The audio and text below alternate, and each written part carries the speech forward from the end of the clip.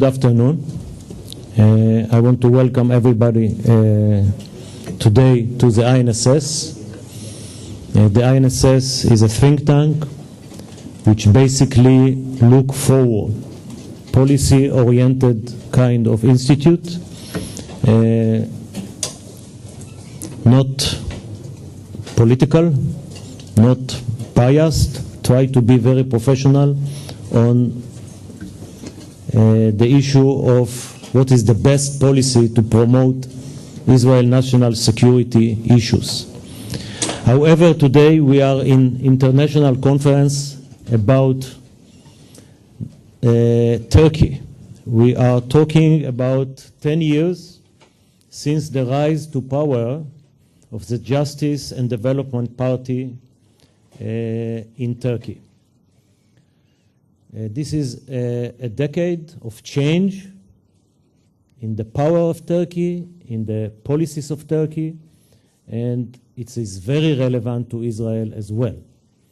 Many years since Kemal Atatürk founded the modern Turkey, it looks more to Europe, to the West, and the last 10 years are a changing of orientation. I don't belong to those who think that Turkey left forever the West orientation, and instead of looking northwest, they are looking southeast.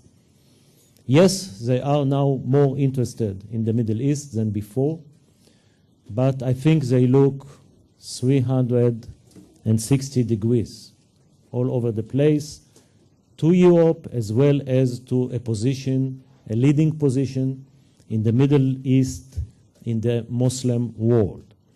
And this was done since the Justice and Development Party took over. And if you look at the balance sheet of this party, it is mixed. It is mixed. On the positive development, I think first and of all is the economic growth of Turkey. It's impressive from a country who was really in a high inflation, very problematic economy. It's become one of the leading growing economies of the world, and not for a short time, for a long time. This is a huge achievement. The second achievement, especially from the party point of view, it's its popularity. It was able to be the main and almost the only political power in the Turkish system, and it is changing the Turkish system and the Turkish policies according to their agenda. Turkey became an international player. Some people say that President Obama has a record hours of talking with Prime Minister Erdogan. And this is basically the good news. Maybe another good news is the idea of soft power.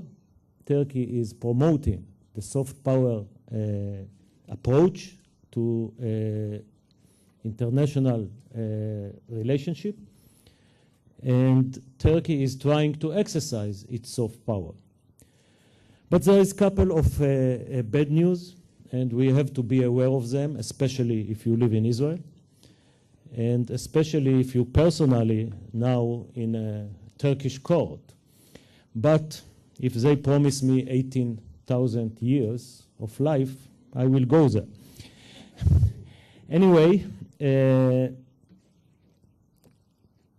Turkish system become more and more authoritarian.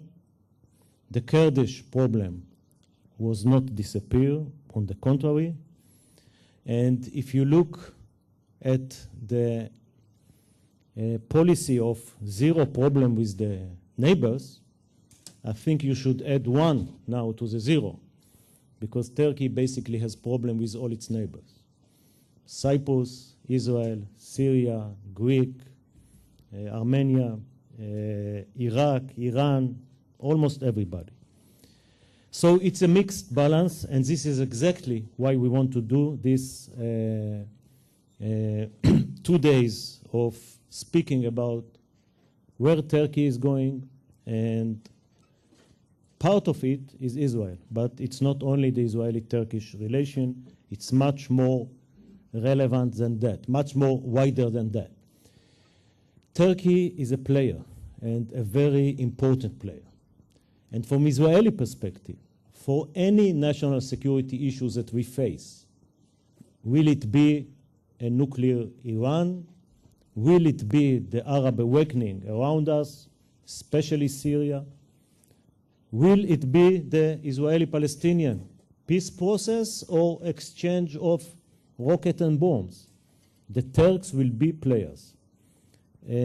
I belong to those who really recommended, me personally and the Institute, to the Israeli government to go forward and do and sign what the Americans offered to end the issue of the Marmara. I am not naive to think that this will fix everything. On the contrary, I think it will change very little. But still, it's the first step.